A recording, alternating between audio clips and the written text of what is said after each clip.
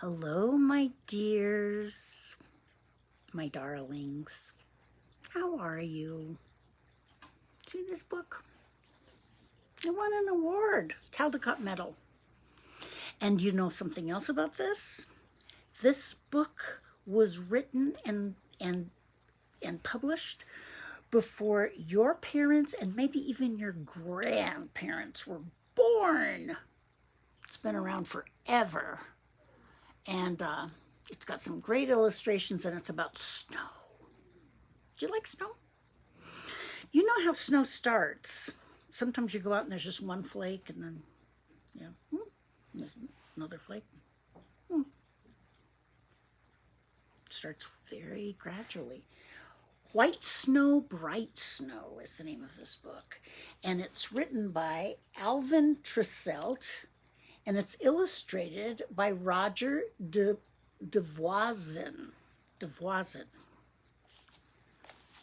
That makes me work for my...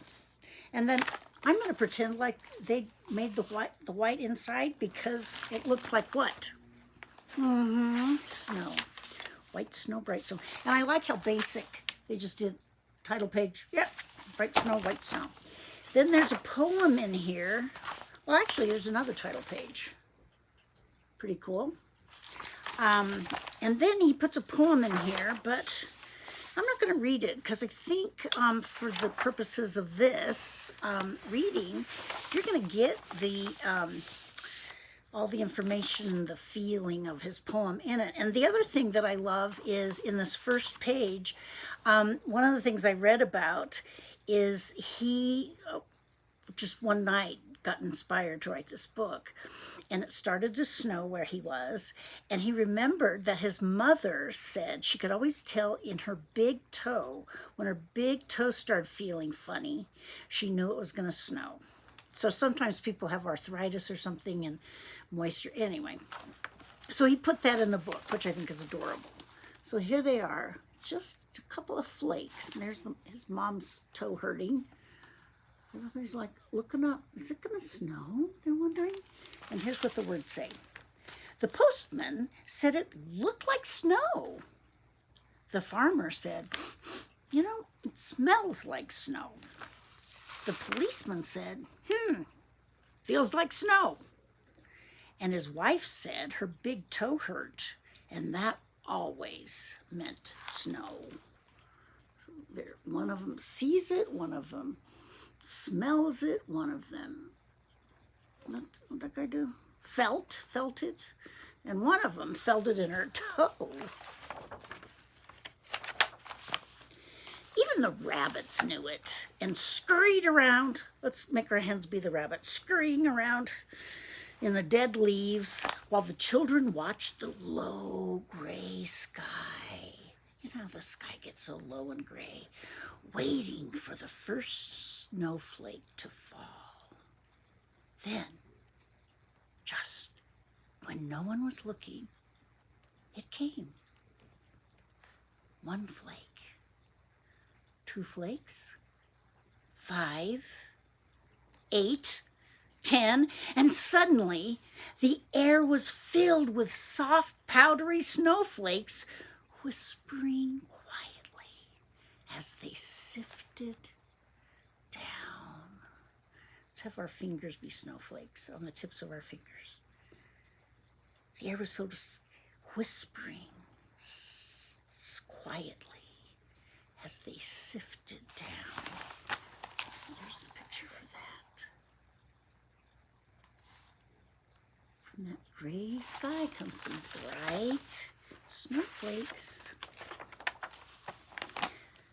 The postman put on his galoshes, his rubber boots. The farmer went to the barn for a snow shovel. The policeman buttoned up his coat. His wife made sure she had cough mixture in the medicine cabinet. Cough mixture. We call it cough syrup, don't we? He's putting on his rubber boots. He's going for a snow shovel. The policeman's buttoning up his heavy coat. And she said, got to make sure we've got cough syrup. They're doing what they can. But the children laughed and danced, trying to catch the lacy snowflakes on their tongues. Have you ever done that? I do. So great. Even animals like to do that. Have you ever seen that? Dogs? Dogs especially. While the rabbits hid in their warm burrows under the ground. So the rabbits, they're like the grown-ups. They're like, gotta get out of here. And the kids are laughing and playing and dancing. I bet they're hoping for enough snow to make a snow person. Faster and faster came the tiny snowflakes, and the brown earth turned white. Fields and stone walls, roads and gutters, lawns and sidewalks, all were buried under the soft white snow. It covered the roofs of houses and piled on tops of chimneys. It filled the cold tree branches with great white blossoms. And when night came, icy cold snowflakes sparkled in the light of the street lamps. Here's a picture of all that. It's like magic, isn't it? And I like that they called the white blossoms in the branches because the snow made it look like blossoms, like flowers. The postman slipped and fell on a snowbank. The farmer dug a path from his house to the barn. The policeman got his feet wet and had to soak them in a tub of hot water. His wife put a mustard plaster on his chest so he wouldn't catch cold. Have you ever heard of that? It's kind of an old-fashioned thing, but some people still do that. Well, that's going on. They all have lots to go. Now, did they see, where's the snowman that fell in the snow? They didn't show us the picture of the snowman falling in the snow, but that's okay. I wish they would have. The rabbits stirred in their sleep deep in their warm burrows under the ground, under the snow. And the children dreamed of snow houses and snow men as they slept in their snug beds under the rooftops under the snow. Silently, the frost made pictures of ice ferns on the window panes. Then, without a sound, just when everybody was asleep, the snow stopped, and bright stars filled the night. In the morning, a clear blue sky was overhead and blue shadows hid in all the corners. Automobiles looked like big fat raisins buried in snowdrifts. Houses crouched together, their windows peeking out from under great white eyebrows. Even the church steeple wore a pointed cap on its top.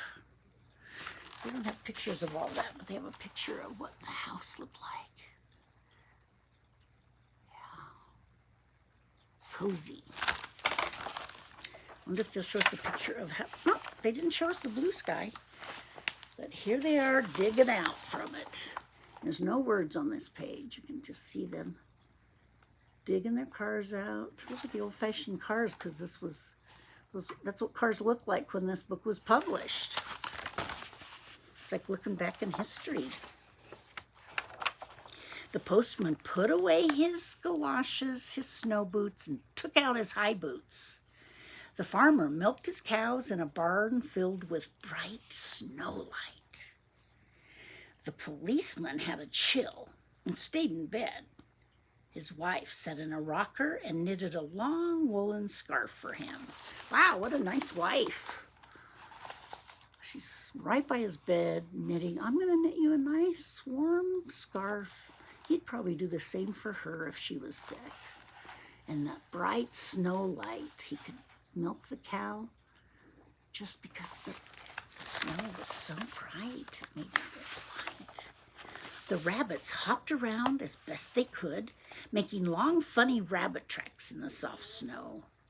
The children made a snowman, a snow house, a snow fort, and then had a snowball fight.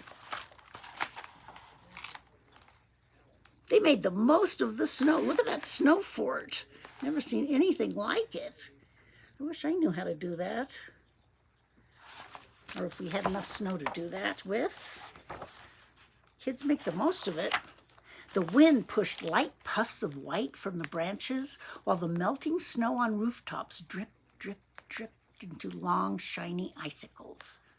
Each day, the sun grew stronger and the snow melted.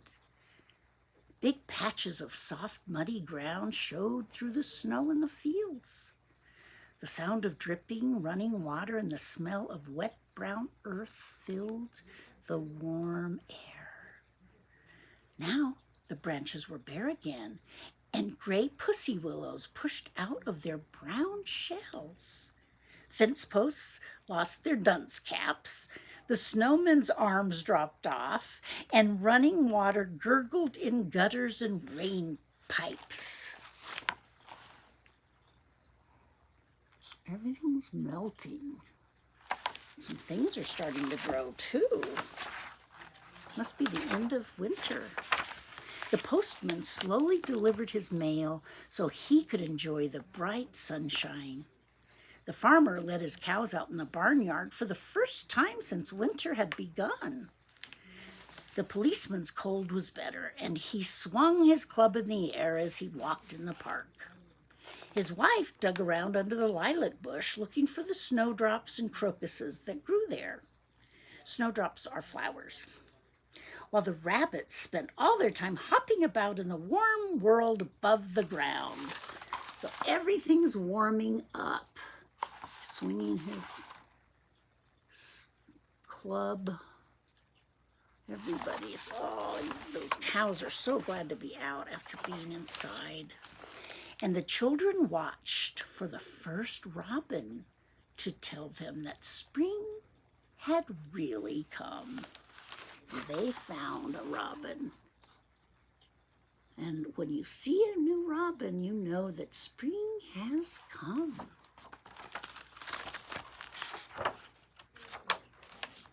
And then they have a whole long story about this book.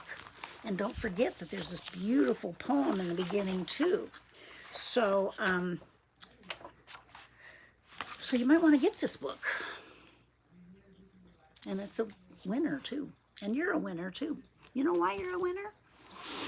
Because you're you, and there's no one else in the whole world like you at all, ever. There's never been another person like you ever before or will ever be.